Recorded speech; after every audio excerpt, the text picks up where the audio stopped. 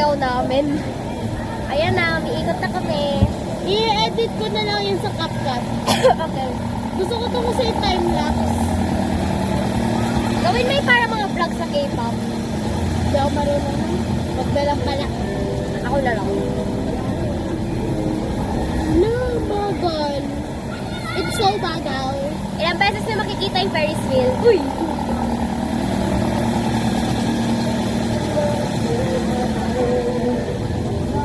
Napipil niyo ba kaming gumagalaw? Hindi. Alayin mo yung cellphone ko ha. Pauluhin mo. Yan na.